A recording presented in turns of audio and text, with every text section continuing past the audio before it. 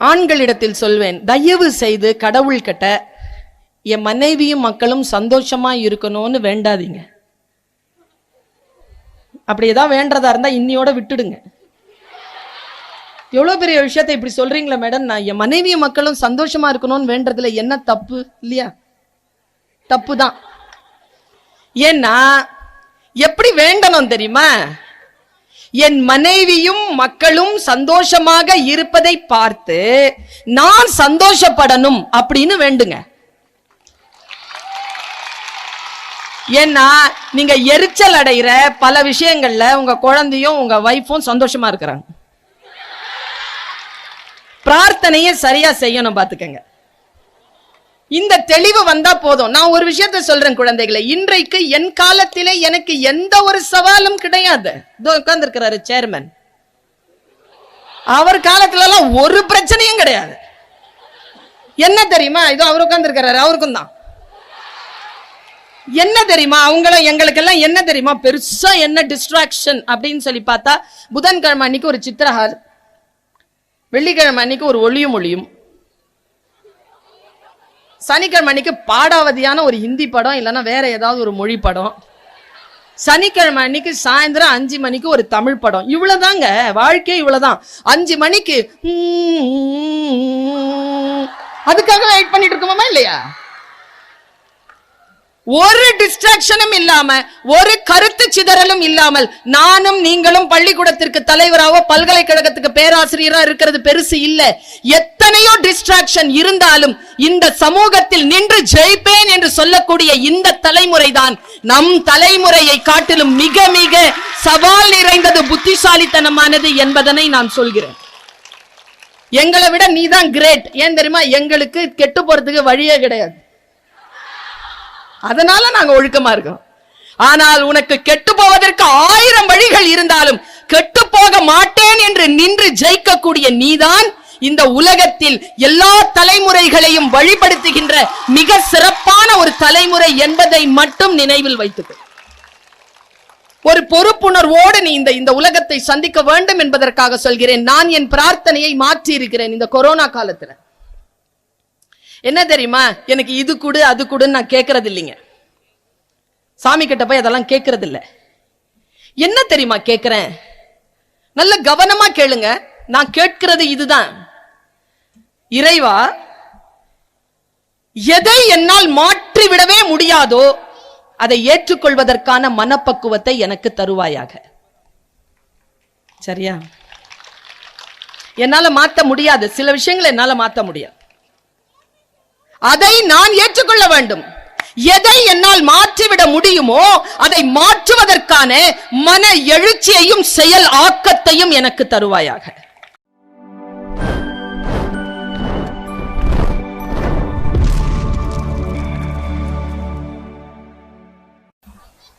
விசையுறு பந்தினை போல்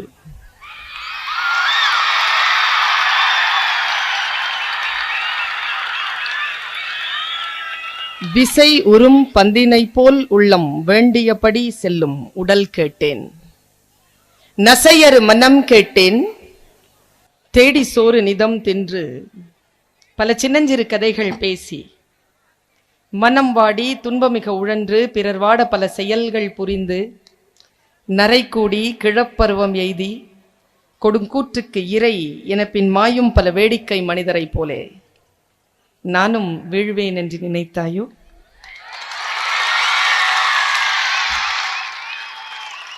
என்னை சுடர்மிகும் அறிவுடன் படைத்து விட்டாய், வல்லமைத்தாராயோ இந்த மாநிலம் பயனுற வாழ்வதற்கு. தெளிவுறவே அறிந்திடுதல், தெளிவுறவே அறிந்திடுதல், தெளிவு தர மொழிந்திடுதல், சிந்திப்பார்க்கே களிவளர உள்ளத்தில் ஆனந்த கனவு பல காட்டல், கண்ணீர் துளிவர உள் உருக்குதல், இவையாவும் நீ அருளும் பணிகளென்றோ எனும் மகாகவி பாரதியின் இறை வணக்கத்தை முன்வைத்து கண்ணியத்திற்கும் போற்றுதலுக்கும் உரிய ஜெயம் கல்வி நிறுவனத்தின் தலைவர் ஐயா அவர்களே, தாளாளர் ஐயா அவர்களே, முதல்வர் அவர்களே, கனிவுடன் கூடிய கண்டிப்பான புன்னகையுடன் குழந்தைகளை ஆங்காங்கே நின்று கொண்டும் அமர்ந்து கொண்டும் கண்காணித்து கொண்டிருக்கக்கூடிய ஆசிரியர்களே, தன் குழந்தையின் வருங்காலத்தை இந்த கல்வி நிறுவனத்திடம் ஒப்படைத்துவிட்டு மாபெரும் கனவுகளோடு கைகளை கட்டியபடி ஆங்காங்கே நின்று கொண்டிருக்கக்கூடிய பெற்றோர்களே,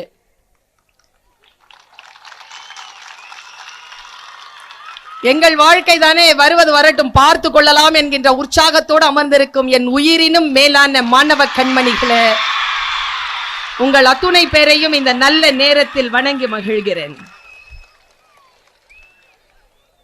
விளையாடிக் கொண்டிருக்கின்ற சிறிய குழந்தைக்கு முதுகிற்கு பின்னால் யாரோ பளார் என்று அறைந்தால் எப்படி இருக்குமோ அப்படி வந்து சேர்ந்தது 2 ஆண்டுகளாக இந்த கொரோனா என்கின்ற நுண் நோய் கிருமி தொற்று.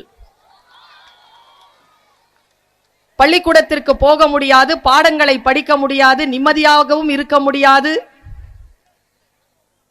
ஆன்லைனில் வகுப்புகளை படித்தே ஆக வேண்டும், தேர்வுகளை ஆன்லைனில் எழுதியாக வேண்டும், திடீரென்று ஆஃப்லைன் என்று சொல்வார்கள், அங்கேயும் வந்தாக வேண்டும் என்றெல்லாம் பலவிதமான மனக்குழப்பத்துடனும் உயிர் தவிப்புடனும் இந்த காலகட்ட மாணவ கண்மணிகளே உங்களை கடந்து போயிருக்கிறது. நான் ஒரு அரை மணி நேரம் மட்டுமே உங்களோடு உரையாட வந்திருக்கிறேன் குழந்தைகளே. என்னுடைய ரொம்ப ரிக்வெஸ்ட் என்ன தெரியுமா, நின்னுட்டு இருக்கிறீங்கல்ல அங்கங்க டீச்சர்ஸ், தயவு செஞ்சு உட்கார்ந்துருங்க. நீங்க நிக்கிறதுனால அந்த பிள்ளைங்க அமைதியா இல்ல, உட்கார்ந்துருங்க. இந்த குழந்தைகளை அமைதியாக கவனிக்க வைக்கின்ற பொறுப்பு இந்த அரை மணி நேரம் என்னுடையது.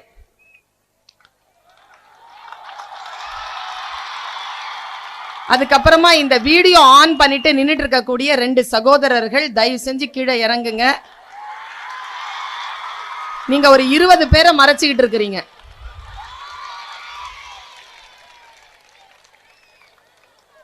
குழந்தைகளே, இன்றைக்கு எவ்வளவோ காலத்திற்கு முன்னால் உங்களைப் போல நானும் உற்சாகமாக இருக்கிறேன். ஏனென்றால் இவ்வளவு பெரிய குழந்தைகளுடைய கூட்டத்தை பார்த்து 2 ஆண்டுகளுக்கு மேலாகிவிட்டது. என்னுடைய மனமும் உயிரும் துள்ளியபடி உங்களோடு சில வார்த்தைகளை என்னுடைய சிந்தனையில் நான் சுமந்து வந்திருக்கிறேன். யாரோ ஒரு குழந்தை விசில் அடிக்கிறான், தயவு செஞ்சு அது மட்டும் செய்யாத. ஏனென்றால் நான் சிந்தித்து விட்டு பேசுபவள் இல்லை, நான் சிந்தித்து கொண்டே பேசுபவள். நீ விசில் அடிச்சேன்னா நான் சொல்ல வருகின்ற கருத்து சொல்லாமல் நான் போயிருவேன், அவ்வளவுதான். அதனால் தயவு செய்து அது மட்டும் செய்யாத. ரொம்ப உற்சாகமா இருந்தா கைத்தட்டு, கலாட்டா பண்ணணும்னு நினைச்சா கூட கைத்தட்டு, அவ்வளவுதான்.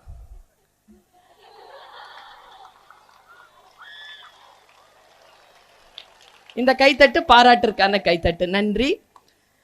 எக்ஸ்ட்ரா மார்க்ஸ் என்கின்ற ஒரு இயக்கம் 15 ஆண்டு காலமாக இந்த இந்தியாவிலே பல்வேறு பகுதிகளில் தன்னுடைய கல்வி பயணத்தை, கல்வி உதவி செய்யக்கூடிய ஒரு இயக்கமாக தன்னை முன்னிறுத்தி கொண்டிருக்கிறது. இது தமிழகத்திற்கு இப்பொழுது சமீபமாக மிக முக்கியமாக எல்லா குழந்தைகளையும் போய் சேர வேண்டும் என்கின்ற முனைப்போடு வந்திருக்கிறார்கள். நான் அவர்களை பற்றி நிறைய பேசுவதற்காக இங்கே வரவில்லை. ஏனென்றால் ப்ராடக்ட் உங்ககிட்ட இருக்கு, அவங்க உங்களுக்கு என்ன செய்ய போறாங்கிறது தெரிஞ்சிருச்சு. எனக்கு என்ன ஒரே ஒரு விஷயம்னா, இந்த கையில வச்சிருக்கிறோம்ல, நான் இதுக்கு அழகா ஒரு செல்ல பெயர் வச்சிருக்கிறேன், கொல்லிக்கட்டை. நமக்கு நாமே வச்சுக்கிற தீ. இது ஏற்கனவே நான் கல்லூரிகளில் இதெல்லாம் கொரோனா வர்றதுக்கு முன்னால எங்க காலேஜ்லயோ ஸ்கூல்லையோ இந்த செல்போன் யாராவது எடுத்துட்டு வந்தா அதை பிடிக்கிற கங்காணி நான் தான். ஆனா இன்னைக்கு என்ன சொல்றேன்னா, எல்லார்கிட்டையும் செல்போன் இல்லைன்னா கிளாஸ்க்குள்ள வர முடியாது என்று எல்லோரையும் செல்போன் வாங்க வைக்கக்கூடிய, கொண்டு வந்து தான் ஆக வேண்டும் என்று சொல்லக்கூடிய சூழலுக்கு காலம் என்னை தள்ளி இருக்கிறது. உங்கள் அத்துணை பேரிடமும் ஒரே ஒரு விஷயத்தை சொல்கிறேன். உன் தாய் வயது எனக்கு. ஒரே ஒரு விஷயத்தை மட்டும் சொல்றேன் பாப்பா, மனசுல நல்லா கவனமா வச்சுக்கோ. எதை ஒழிக்க முடியாதோ அதை முறைப்படுத்த வேண்டும். இப்போ இந்த கேட்ஜெட் இல்லாம, இந்த போன் இல்லாம நம்மளால இருக்க முடியாதுங்கிற சூழல். இந்த போனை வச்சுட்டு என்னென்னலாம் நன்மைகள் செய்யலாமோ அதையெல்லாம் செய்யக்கூடிய ஒரு வாய்ப்பு இந்த அப்ளிகேஷன் உனக்கு தரும். நான் வளர்ந்ததற்கு காரணம் வெறும் வகுப்பறை மட்டும் அல்ல.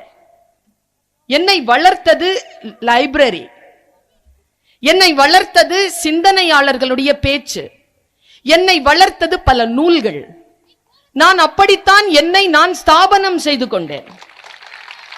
வகுப்பறைகளை மட்டும் நம்பி நான் எப்பொழுதுமே இருந்தது கிடையாது. நான் எப்படி வகுப்பறைகளை மட்டுமே நம்பி இல்லையோ, நீயும் வகுப்பறைகளை மட்டும் நம்பி உன்னுடைய வாழ்க்கையை முடிவு செய்யாமல் அறிவு தேடலை நீ துவங்க வேண்டும் என்று சொல்லுவதற்காகத்தான் நான் இங்கே வந்திருக்கிறேன். எவ்வளவுக்கு எவ்வளவு முடிகிறதோ வகுப்பறையை பயன்படுத்து, ஆனால் அதை மட்டுமே நம்பிக்கொண்டு இருந்து விடாதே. வாழ்க்கையில் நமக்கு பல வாய்ப்புகள் வந்து சேரும்.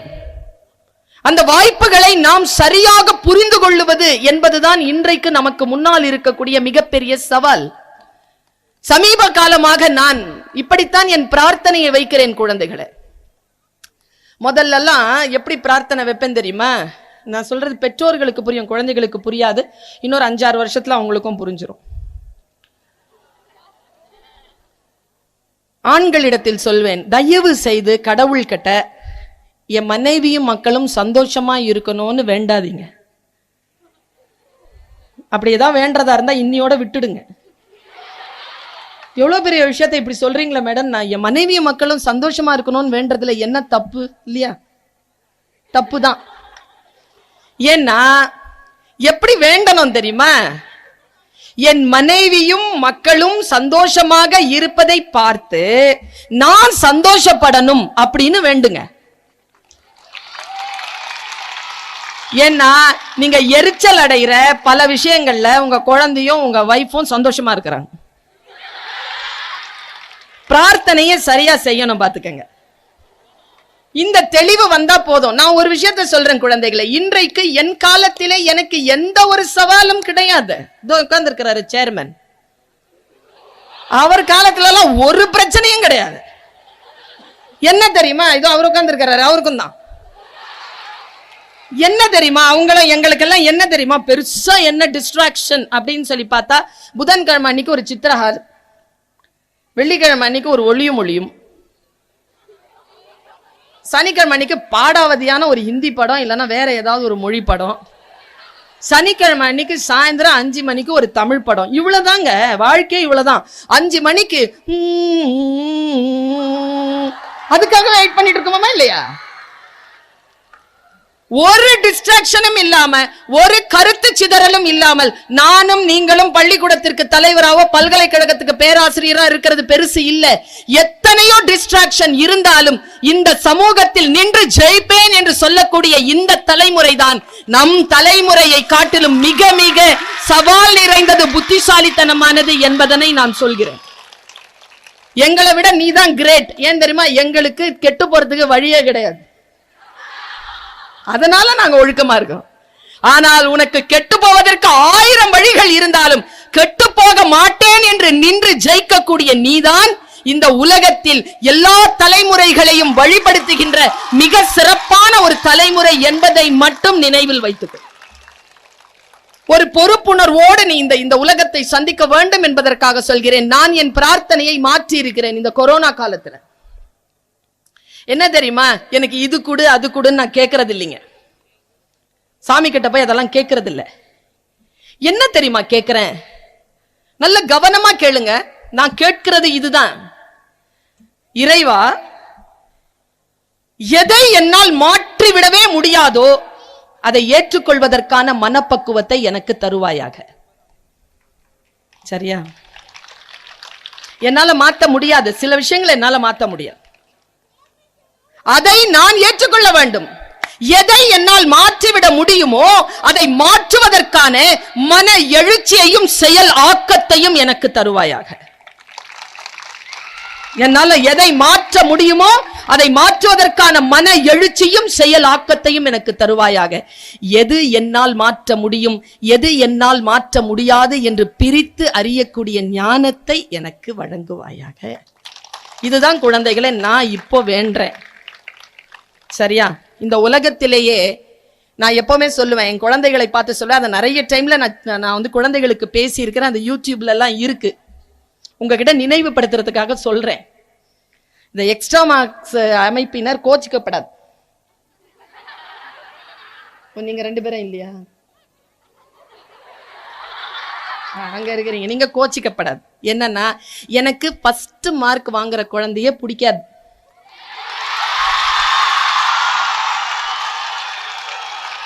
ஏன் பிடிக்காது தெரியுமா?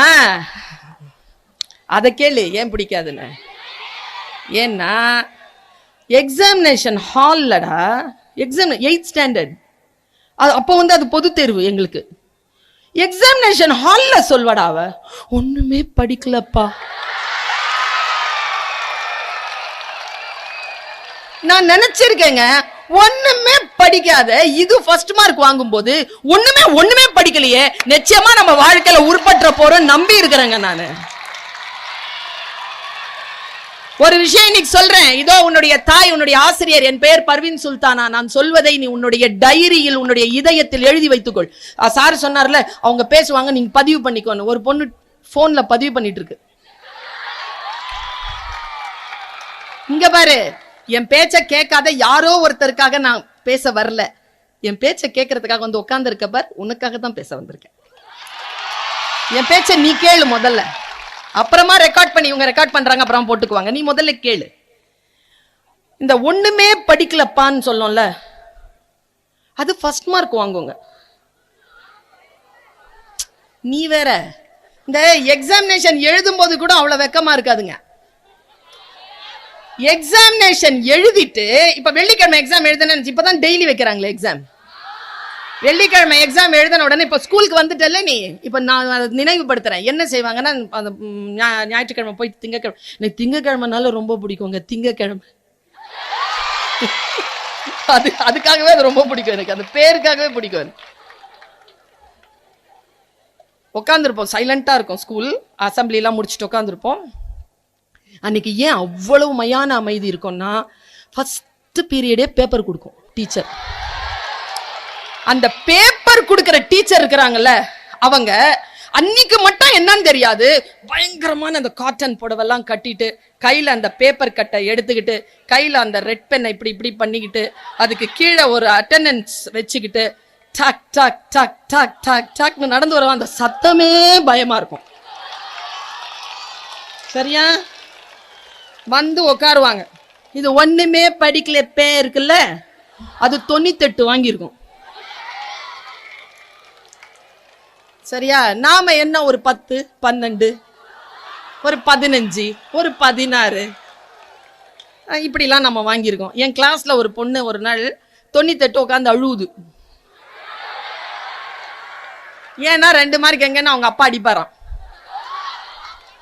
ஒண்ணு பக்கத்துல உட்காந்து கேக்கன்னு சிரிச்சிட்டு இருக்குது.